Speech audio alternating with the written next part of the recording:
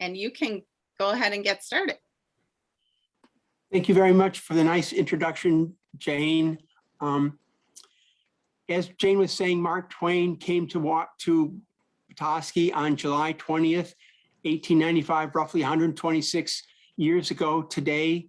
And what my thought was to walk through sort of his path while in Petoskey with everyone this evening.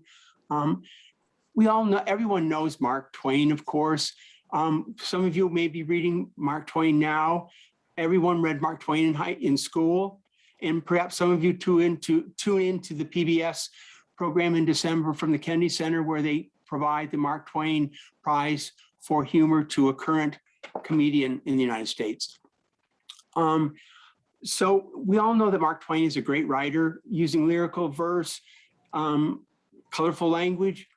And in preparing for tonight's program, I happened to come across a nice piece that he wrote for the Christmas 1890 that I thought was rather humorous, and I thought I would share it. Twain wrote, "It is my heartwarming and world-embracing Christmas hope and aspiration that all of us, the high, the low, the rich, the poor, the admired, the despised, the loved, the hated, civilized, the savage, may eventually be gathered together in a heaven of everlasting rest, peace, and bliss, except the inventor of the telephone." Inventor of the telephone. So Twain later explained that I had no intention of reflecting on the inventor of the telephone when I started to write. I intended to wish everyone a happy new year, with the exception of the Emperor of Russia. Just then the telephone rang. This is in 1890, mind you. Just then the telephone rang, and I went to the telephone and, as usual, lost my temper. And I hung up the telephone in disgust and went back to my writing. And instead of the Emperor of Russia, I put in the inventor of the telephone.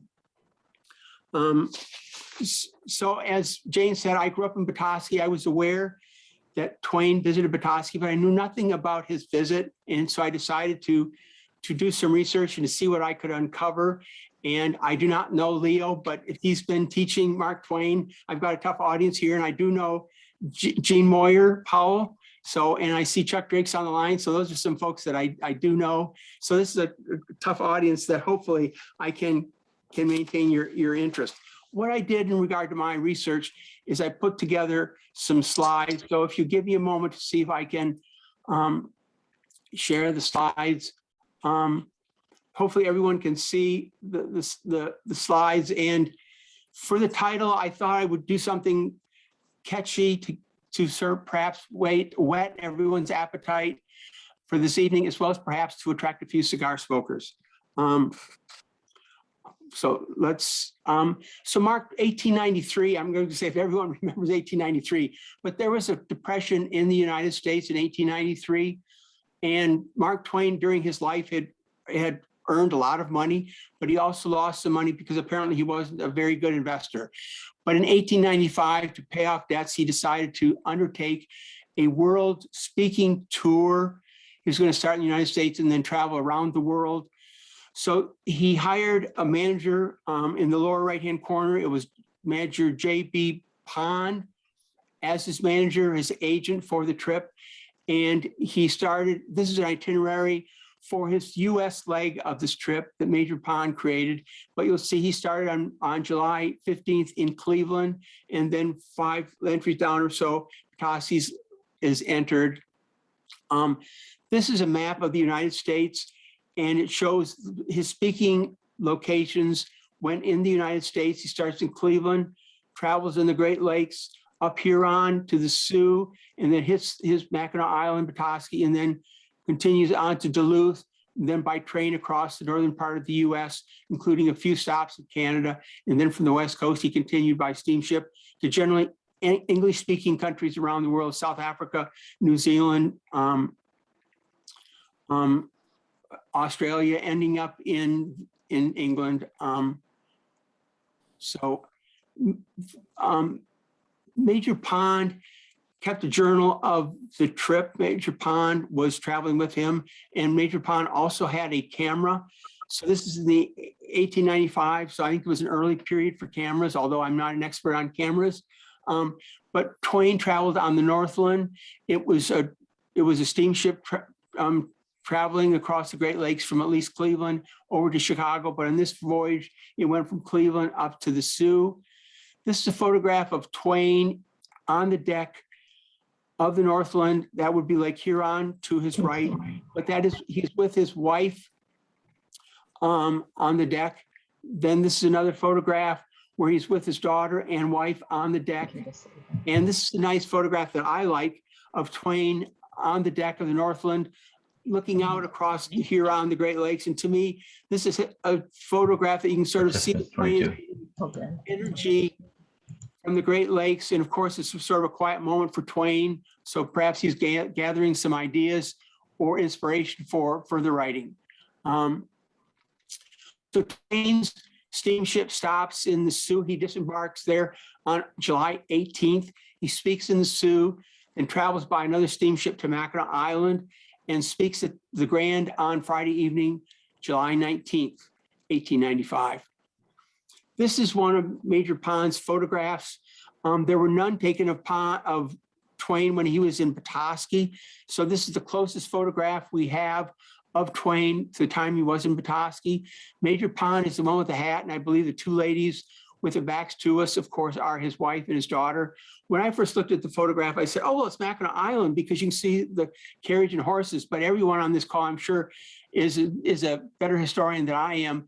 But in 1895, of course, there were no automobiles. So other than traveling by train or steamship, Twain, whenever he was on land, would have been traveling by carriage and horse. So let's focus on then his trip to Petoskey.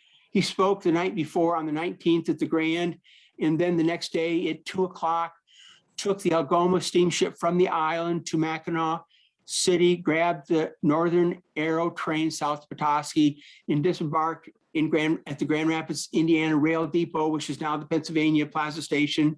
He checked into the original Arlington Hotel. Pond, his agent, made a note in his diary, in his journal, that there is a good hotel here, and Twain had not been feeling well and immediately went to bed. So when you look at the timeline trying to put together, if they left on a steamship, this is 1895, we don't know how fast steamships traveled, but let's just say it took an hour at least to get to Mackinac City, and then on the train, to grab the train, and it would at least be an hour on the train. So he probably arrived in Petoskey at the earliest between 4 and 5 o'clock on the 20th of July, a Saturday. This is Sanborn Insurance Map, and perhaps others are acquainted with them, but I believe most communities across the country, Sanborn created maps of the different structures in cities, in towns, in which they then identified the construction materials in the event that there were fires. So you can see the current Penn Station is right here, and the Arlington Station is right here. For Chuck and Jean and those who have been around Petoskey, it's where the tennis courts used to be, and looking next to Sunset Park. But it was just north, within a block of the train station. So this is a photograph of the original Arlington Hotel. The trains could stop there or continue on for another, let's say 100 yards and stop again. But you could sort of see Twain getting off, walking up here and checking into the hotel at 4 or 5 o'clock. He gets his room, heads to bed. So let me take a moment and sort of identify the Arlington Hotel for those of you who may not be acquainted with it. I wasn't acquainted with it, but it was a summer-only hotel, open June to October, and it was built in 1881, 3 stories high with a capacity of 400. So to me, it was quite a large hotel. And their promotion included the claim that it was patronized by the best class of people that visited Northern Michigan. So clearly it was promoting itself as a premier hotel. The local Petoskey newspaper at the time noted the fact that it offered exceptionally fine cuisine. It maintained a resident orchestra during the summer, which I think is fabulous. But to me, it shows that indeed it was a high-end hotel, and it provided incandescent lighting. And at that time, there was Bear River had a hydroelectric power plant. And as I understand, electricity came to Petoskey in the 1880s. This is a promotional drawing of the old Arlington Hotel. You can sort of see that it's just east of current Sunset Park, overlooks the bay. You can sort of see the track here. This is the old Arlington Hotel dining room. Lovely photograph, but to me, it shows indeed the dining room. White tablecloths was a high-end dining room, stemware, floral arrangements on the table, and I believe these would be the side of the hotel that faced the bay. So again, it shows it's indeed a premier hotel. There was the old Arlington Hotel that was demolished, and a new Arlington Hotel was built, I believe, in the later 1890s. But this is there's no photograph that we've been able to find from the bay looking at the old original Arlington Hotel. But this shows a new Arlington Hotel. I included here simply because it shows on the cityscape of Petoskey, whatever hotel is there, it was a prominent feature of Petoskey if you were coming in from the lake. And the future Sunset Park is here. And of course, this is the current Little Traverse Historical Museum at the former Pier Marquette train station. Well, it was quite a hotel. So this is a large part of the Sanborn map. This shows the old Arlington Hotel, which is here. Here's the train track. So there's a wonderful collection of newspapers that I'll mention at the end of all of Petoskey newspapers, but this is an ad in the newspaper published on Saturday, July the 20th, the day of the performance. But looking back for the whole week and prior to that, there were other advertisements for his speaking in Petoskey, but it shows that Mark Twain, also known as Samuel Clemens, I should say Samuel Clemens, also known as Mark Twain, but he's going to speak at the Grand Opera House in Petoskey on Saturday, the 20th of July. And Major Pond's advertisement shows that he was going to speak for 90 minutes. It was going to be a chat and character sketches by the world's greatest humorists. So one of the interesting points is that they made arrangements for special trains and boats to bring people to Petoskey, to the Grand Opera House for the lecture. Box seats were $1, reserved seats were $1 and 30 cents for some type of seat. And then the gallery, there was 2 stories. So the gallery was 50 cents. So just some more details then on the Grand Opera House. Again, when I grew up, I was not aware of the Grand Opera House. My mother spoke of the Arlington Hotel, but never the Grand Opera House. So I was surprised to learn there was a Grand Opera House in Petoskey. It currently would sit where the parking lot for this TCF Bank building. It was 2 stories. It was built by Hiram Rose, who also built the original Arlington Hotel. It was torn down in World War I. And as I understand, the idea is when movie theaters came about, they built movie theaters and there was no longer a need for the Grand Opera House as sort of a central community gathering place. So that's one reason it was torn down. So what I wanted to do is to sort of walk with me with Twain and his manager. They get there at 4 or 5. When you think about that evening, he gets to his room, he wants to take a nap, rest, recover, and he begins speaking at 8 o'clock. He's scheduled to speak, I believe, at 8 o'clock at the Grand Opera House. So at some point, let's say 7-ish, 7:15, he and Pond walk out of the hotel along the path here, the wooden path, and continues down past the station, walk likely under the canopy. And of course, we can just imagine there might have been some folks disembarking from a train or waiting for another train. In any event, he walks by the station. And this is a photo then of sort of the best aerial view we have. And the only one we've been able to find, Jane was helping me try to find some photographs from the wonderful archives the Little Traverse Historical Society has, photo archive.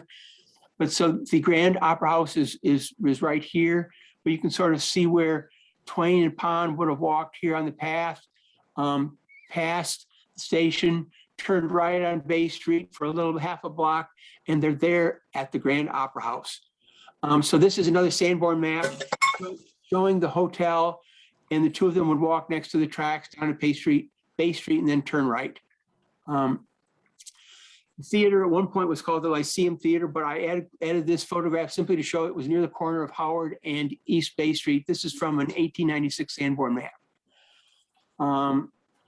So we presume that the lecture started at 8 p.m. because that's when we could document that Twain started at the Grand Hotel at 8 the night before. So he likely would have started at 8 that night. And of course, people traveled by train, boat, and horse and carriage to get to the Grand Opera House. And the Arlington Orchestra provided opening music and closing music for his lecture. Sort of some of the dots that I've been able to connect. When you think about it, if Hiram Rose built the old Arlington Hotel and had an orchestra there, and also built the Opera House, he probably perhaps had some interest in ensuring that it was a delightful evening for everyone. So therefore, he could move his orchestra down to the Opera House to sort of be a warm-up band, if you will, for Mark Twain.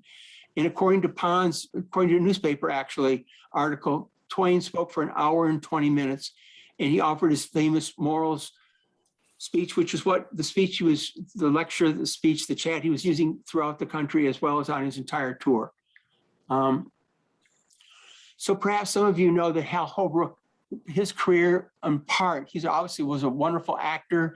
He died in the last year, but he had a one-man show sort of depicting Mark Twain's lecture. And I thought I would add a bit of that lecture to sort of give everybody sort of a slice of what an evening with Mark Twain would have been like. So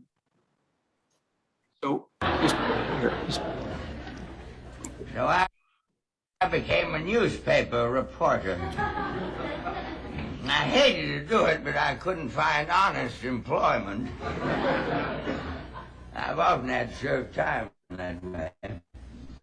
When I was putting together my first book, I did a stretch in Washington as a newspaper correspondent. And every day I went over to the Congress, that grand old benevolent National Asylum for the Helpless.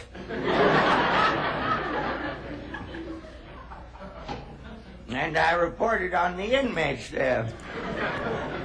It was very entertaining. I had never seen a body of men with tongues so handy and information so uncertain. Or they could talk for a week without ever getting rid of an idea. If one of those men had been present when the deity was on the point of saying, "Let there be light," we never would have had it.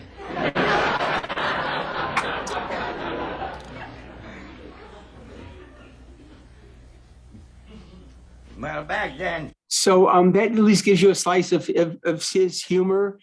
It shows how he used satire, and he loved to deflate sort of pretentious characters. So I think that's his attack on Congress. In any event, it was a wonderful evening for the Petoskey audience. The local newspaper did their review of the evening, and they noted it was the largest and the most cultured and best audience ever seen in Petoskey. Maybe it was a little bit of hyperbole, but it was sort of a lovely account to show that it was enjoyed by everyone. And in the same article, and noted that Twain kept the vast audience in constant ripple of laughter from first to last. And when he suggested stopping, he was greeted by cries of "Go on," accompanied by enthusiastic applause. To me, I would say I looked at the newspapers around this period of time, but perhaps this was sort of one of the highlights of the entertainment season during the summer of 1895. And there was one article noting that all the other local newspapers in northern Michigan sent reporters to cover the event. So this is a list of the various newspapers and the reporters who were attending. So to me, it does show that this was a must-see thing if you were in northern Michigan in July of 1895. Financially, it was also a good evening for Twain and Pond. According to Pond's journal, there was a full house in Petoskey, and for the first time in a number of months, I had a lecture room so crowded at $1 a ticket that many could not get standing room and were obliged to go away. And Pond further continued, the theater has seating capacity of 500, but over 750 got in. One of the sort of footnotes to this slide is that if you do the calculations, the math, Twain probably cleared at least 500 that evening. And at the Grand Hotel the night before, he only cleared $400. So coming to Petoskey was more profitable for him than speaking at the island. So it was also a great evening I captured this, a great evening for Twain's fraternity of writers. The local newspaper noted that one of the pleasant features of his visit to Petoskey was his meeting with Kennan and Boyesen, the bright two bright stars in the Bayview galaxy. The three gentlemen are warm friends and mutual admirers, and they greatly enjoyed the brief visit. The newspaper continued in that article, same article, saying, Twain delights in the society of congenial friends and is never happier than when he has found someone to smoke his strong cigars and swap jokes and stories. Let me use this as a sort of a turning point in my remarks. I think I did a good job of my research, but generally a lot of other folks have actually mined that same historical data. So what I presented, I think, is well documented, but others have documented the same point. I think I did come across this bit of information that adds a new dimension to Twain's visit, where he saw two of his friends in the audience and he enjoyed getting together with friends. That's as far as the newspaper goes. So we have two data points. He sees his friends, two of them. These are folks that he knew from prior to Petoskey, and he enjoys getting together with friends. So let me take a brief moment, just slight detour to introduce Mr. Professor Boyesen and Kennan. This is the same advertisement in the Saturday local newspaper, July the 20th, and we highlighted here the article, the promotion, the advertisement for Twain. But down here, we have the Bayview Assembly program for that same day, Saturday, July the 20th. And at 11 a.m. that morning, Professor H.H. Boyesen speaks about Byron. And at 2 p.m., there's a lecture by George Kennan, Mountains and Mountaineers of the Caucasus. So the point is, these other two authors spoke in the morning. Their Saturday evening was open, so they could obviously go downtown to see Mark Twain. Let me turn to Mr. Boyesen. He was a professor of Germanic languages at Columbia University. He's a prolific writer, born in Norway, coming to the United States. He published 25 books, including novels, short stories, poems, and literary criticisms. His scholarly works included works on discussions and analysis of Goethe and Schiller, and essays on German literature. His most recent book his most popular books had been books dealing with the Norwegian story in North America. So he had one book, The Story of Norway and the Norse Tales. Twain also went to visit him, that is Boyesen, when he was a professor at Cornell in the summer of 1877. So the two of them went back many years. And in January of 1895, 6 months before they meet in Petoskey, Boyesen writes a review for the Cosmopolitan of Twain's most recent book, Pudd'nhead Wilson. So he had written, it was a glowing review. And so obviously, perhaps Twain had to needed an opportunity to thank Boyesen for writing. One sort of letter correspondence I found between Boyesen and Twain, I thought would be valuable to highlight just to show the mutual respect they had. This is a note that was written by Boyesen in 1884. It's difficult to read, but I will read it for you. My dear Mr. Clemens, would you kindly send me your autograph to add to my already extensive collection? You will have the honor of rubbing shoulders with Noah, Dante, Martin Luther, Copernicus, and other worthies of ancient and modern times. Hoping for a favorable reply, I remain ever sincerely yours, H.H. Boyesen. To me, again, it shows that with tongue-in-cheek, with humor, that they were old buddies and they shared the same sense of humor. Turning to George Kennan, he was an explorer. And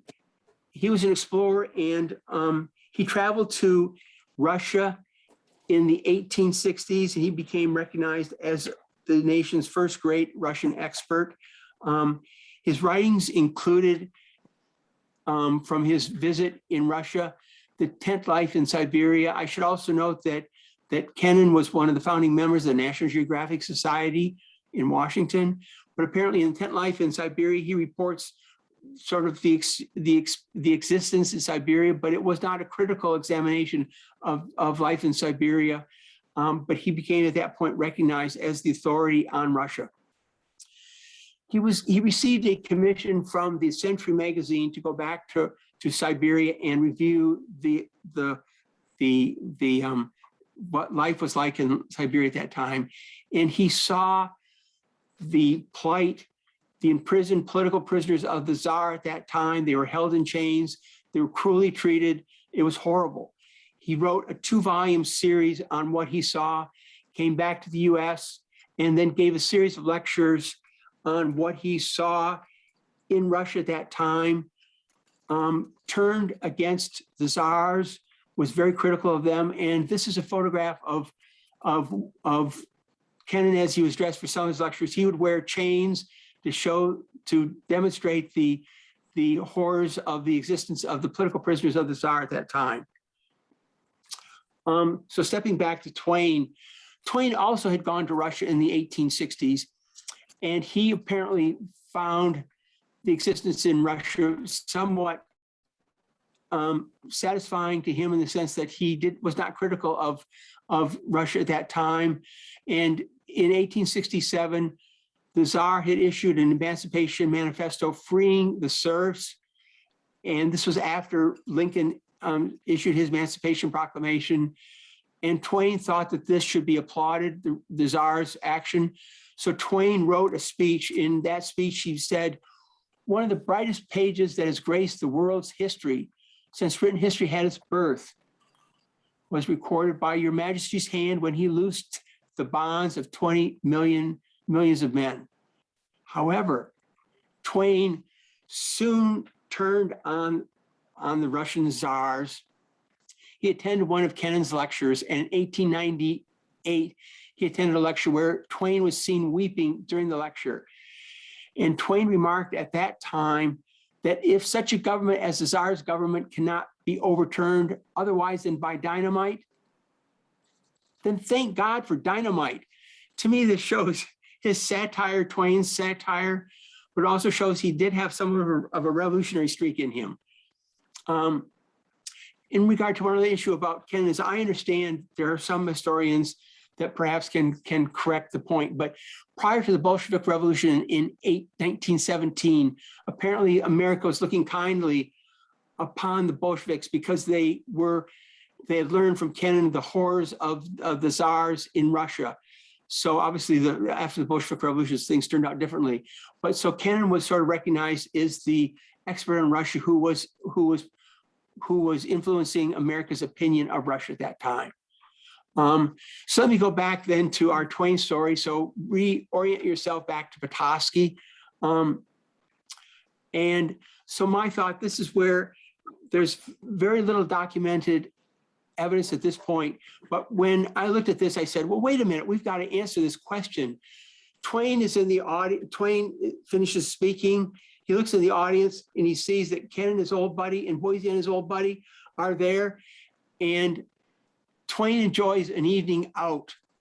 I did not mention earlier, when Twain was at the Grand, he finished probably speaking at 9:30 again. And he and Pond went to the billiards room at the Grand and played billiards with two gentlemen they met until midnight. So Twain was, maybe Leo's going to correct me here, but to me, it looks like clearly that Twain enjoyed nightlife. And so he sees, when you go back, that he's at the podium, he's speaking to the audience, he sees his friends, Boyesen and Kennan there, and then he closes out the lecture. The orchestra is still playing. So the point is perhaps Boyesen and Kennan come up, they get together and they can sneak out the back of the theater. This is the alley behind then the Opera House, then the Lyceum Theater. So this is the alley. This is currently Park Avenue, and the right cycle shop is next to the alley. But can't you see the three of them coming out there, sort of already perhaps slapping the others on the back, looking for, where are we going to go now? We've got to find somewhere to get together. And so I was trying to use my imagination, and there are some folks on this call that are more steeped in Petoskey history than I am. But where do you think they might have gone? So I started looking at the Sanborn maps and started pinning possible places. And the first place I came up with three. One is, obviously we're looking for places where they can get a cigar, smoke their cigar, and swap stories. And at this point, let me mention David Russell, Chuck Drake, who's on the line, and I and Dave Russell are lifelong friends. We are proud graduates of Petoskey High School the same year, 1 year after Gene Moyers graduated. But I talked to Dave Russell when I was here, and I told Dave about my research, and David has had a lifelong interest in Mark Twain's Petoskey too, which I was not aware of. So David brought some more information to the table that I'll get to in a moment, but that was most helpful. So David Russell needs a salute from me. So the first place I thought of they might want to go is the New Park Restaurant. And the advertisement in the local newspaper that time, the New Park Restaurant, it's a new building, new furnishings, ice cream, candies, fruits. But look at this. They're advertising they have the finest line of cigars in the city. Believe it or not, David Russell had a wonderful, let me just point out, this is another sandboard map, but you can sort of see this is the alley where they could have walked out the alley. This is now, there's obviously sidewalk here. This is the Pennsylvania Park. But they walked out, in the first restaurant they come to on the left is the New Park Restaurant. And David Russell had a photograph of the New Park Restaurant at that time. So this was most helpful in sort of pinning down where they might have gone. You can sort of see here the glass counter with cigar boxes, so you could clearly get fine cigars here. But I'm sure that everyone has the same imagination that I do, in the sense that this is a pretty small place, and these are three big personalities. Can you see them sitting here? Everybody in the restaurant would hear them talking. So I sort of said, yeah, I don't think that this is their likely destination. So the natural place, when you think about where they might have gone, is did they hightail it back to the Arlington Hotel, walking along the tracks, walking along the sidewalk, because it would have been within a block and a half away. So this is another photograph of the old Arlington Hotel. So you could walk here. This is the Arlington Hotel, of course. There was a clubhouse, which I imagine was some sort of meeting or entertainment space they could have gone.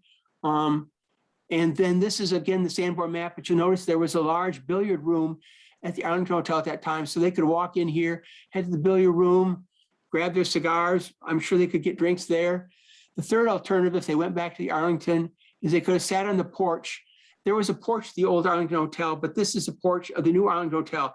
I included only to help fill out the possible picture. This was a large porch, but you could see the three of them perhaps grabbing chairs, taking their cigars, getting a drink.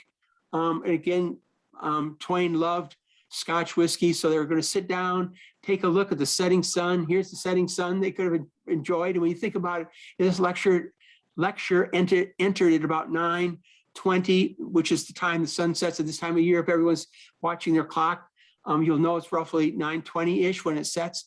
So they could have sat there, enjoyed the setting sun, or played billiards. But again, my imagination, can you see these guys in rocking chairs, rocking back and forth? Twain at this time is 59. Obviously it's 1895, but 59, all things considered in this day and age, is somewhat what young. So actually I can't see Twain, these robust guys together wanting to talk, rocking back and forth with their cigars. So I was having a little bit of difficulty thinking of what they would be doing at the original Arlington Hotel. So my third possibility was going to the Annex, and the Annex. So the Annex, this was an advertisement in the Annex for the local newspaper in 1890. So the Annex offered a first-class sample room, billiard parlor, They had billiards here, so it could be a place they would go. And they had leading brands of champagnes, wines, and liquor, and imported and Key West cigars. So this would be a place that you see there's a sweet spot here. We're lining a lot of details, and it's next to the Cushman House Hotel. So guess what? Maybe, I'm sure some of you might have already pinned it down, but the Annex was later the Park Garden, and it's currently the City Park Grill. And the Cushman House is located where the Myers Hardware parking lot is. And I think the Cushman House went over to Mitchell Street. And so you can sort of see them walking, the three gentlemen, they escape the alley, walk down to Lake Street, walk up Lake Street, and head into the Annex. And this is a photograph of the annex, but it's the City Park Grill. The door is now over on this side, but generally when you look at the building, it's the same building. So I felt somewhat comfortable that I think in my research and my imagination, I was making sense. I was connecting the dots. But then when I talked to Dave Russell, bingo, Dave Russell provided, this is the Opera House, and they would have walked up here to the saloon. So I'm calling it bingo, new site from Dave Russell. So do you see over my shoulder? This is the Scup. And David Russell said that he acquired this from Jack Harris, who's a former downtown businessman, respectable businessman in Petoskey. He no longer is living. But according to Dave Russell, Jack Harris got this from the Park Garden. And the story that came with it is it was used by Mark Twain. So I am not a cigar smoker, but for this evening, I grabbed a cigar. And this is David Russell's antique. But you can sort of see the cigar cutter here. And I believe you could put the cigar in here to cut the end that you would then you enjoy. And you could put a penny in here. If I haven't lost you, if you can see this, you could put a penny in and get a box of matches out here to light your cigars. So this was all at the Park Garden, then the Annex. So to me, Dave was helping fill in the blanks. And then to me, what sealed the deal is that the local newspaper had an article at this period of time. If you go back and look at these, the hotels would publish who was staying at the hotel this day and age. In view of privacy, hotels would never do that, of course. But they published who was staying at the Cushman, and they had a note saying that Mr. George Kennan, the celebrated traveler and lecturer, is a guest at the Cushman House during his Bayview engagement. So to me, this put it together, because can't you see George Kennan?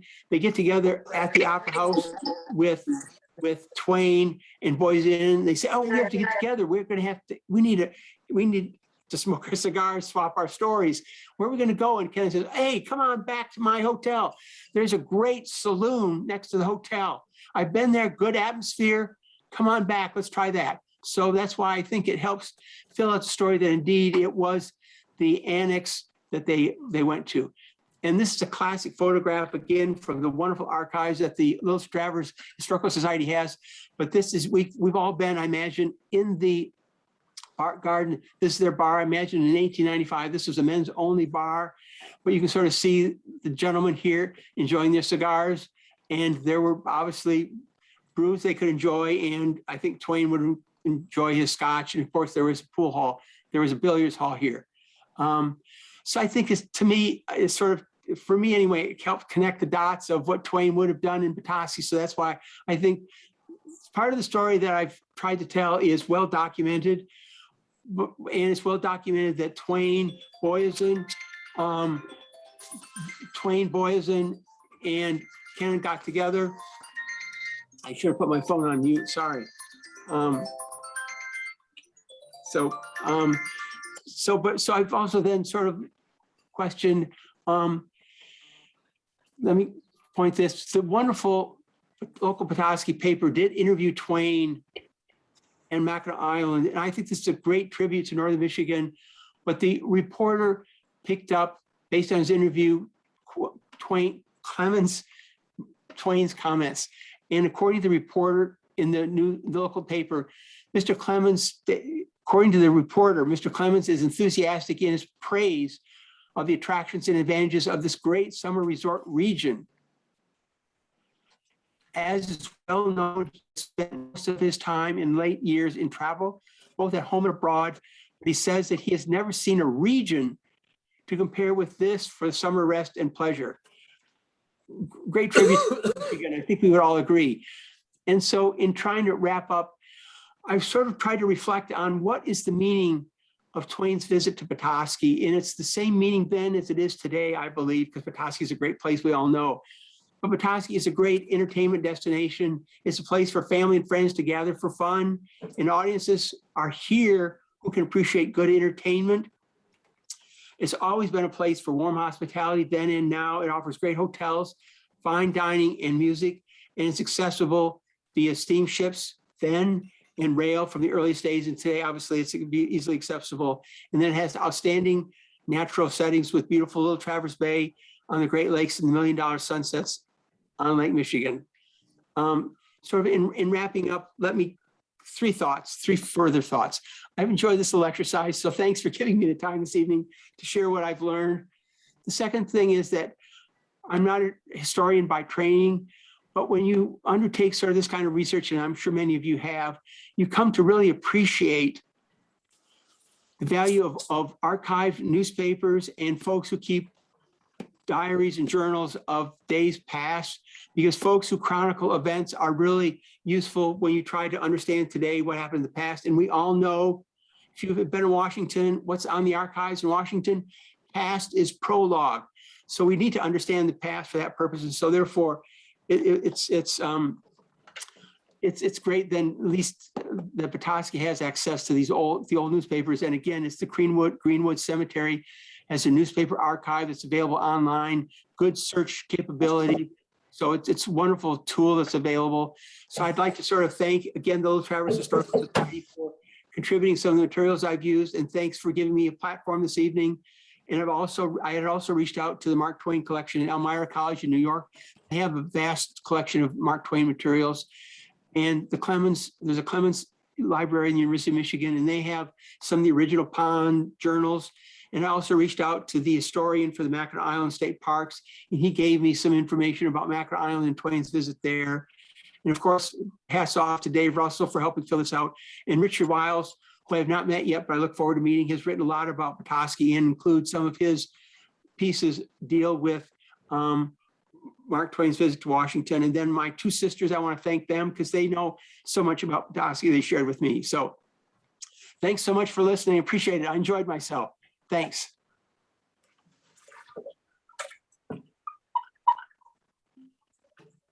Abbott, thank you so much. The research that you've done is incredible. So I'd like to invite anyone with questions to signal to me that you have a question by waving or raising your hand or typing in the chat if anyone has a question. Leo. Uh-oh. Right off the bat. Oh, Leo, I think you're On mute. muted still. You have to, there you go. Okay. There I go. I unmuted myself. Well, nice job, and I really enjoyed your talk. I'm interested in if you have anything to say about the rumor that Bayview really wanted to have Mark Twain speak in Bayview, and it was not to be, obviously. Do you know anything about that? Yeah, a little bit. I can add a little bit. Dora covered the issue a little bit in her book about Bayview, but in Pond's, there's a few history research. You have a few dots and you try to connect them. But in Pond's journal, he says that he was working with the manager of Bayview Hall. So imagine that's John Hall and it's his auditorium. But apparently John Hall, I shouldn't say John, but Mr. Hall, the manager, wanted $250 for Twain to speak there. And so Pond decided to go to the Opera House. And in Pond's journal, he says about Hall wanting $250 and that Pond took a bet that he could make more money by coming to Petoskey. And because he cleared at least $500, he says, I won that bet. I won. So I don't think he spoke in that visit to Petoskey at the Bayview. And if you look at that, the article that I had, I could go back and find it. But there was a gentleman speaking at 8 o'clock in Bayview on that Saturday, the 20th, and he was talking about Babylonian religion, which is maybe a fascinating topic. But frankly, if I were here, I would much rather listen to Mark Twain at 8 o'clock on Saturday night than hearing about religion in Babylonia. But don't want to sort of prejudice other people's view of history. But so I think that sort of Pond's journal answers it, that he did. There was a discussion between Pond and Hall about speaking there, but Hall wanted too much money, and so that's why he came to Petoskey. But he had a good audience in Petoskey. Yes. Indeed. Other questions? Anyone else? I'm scrolling. I've got a couple pages here, so if I am not seeing you right away, I apologize. I'm scrolling back and forth here. Any other questions? Well, I'll just Another question, Abbott. The issue about his health. You mentioned that he wasn't well. Well, it's my understanding that he was having serious rear end problems, and that was what, and it had plagued him from the time that he was fighting the Civil War for 2 weeks. So then the question is, how sick and how likely was it to be chasing around after the speech that he had to deal with before he could get back into a comfort zone somewhere? I don't know. It's just out there as an unknown. That's a good question, and thank you for raising it. When you read Pond's journals, he talks about Twain having health problems, and he uses the term that Twain had a carbuncle, which is some kind of boil. But so you filled in some more, perhaps where the carbuncle was located.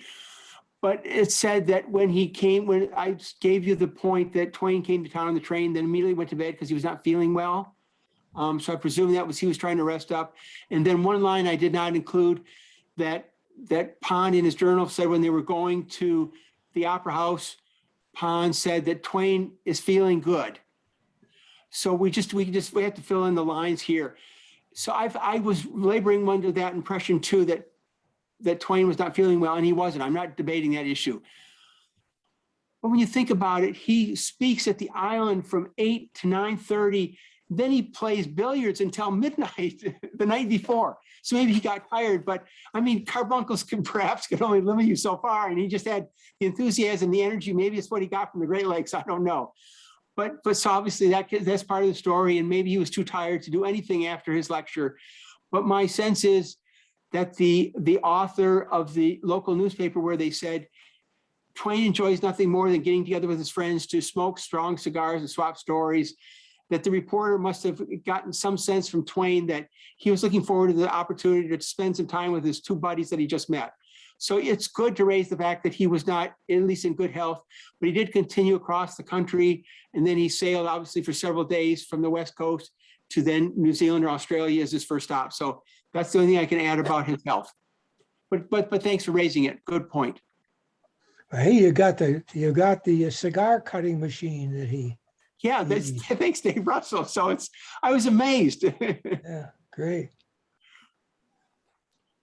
Okay, any other questions? I'm checking the chat right now, and I don't see any other questions.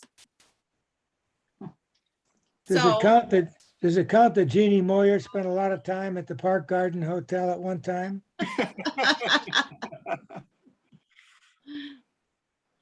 All right. So again, I'd like to thank Abbott McCartney for the wonderful research that was so thoroughly researched, and it's fun to see all the different resources come together when you look at the newspaper articles, the Sanborn maps, the photographs.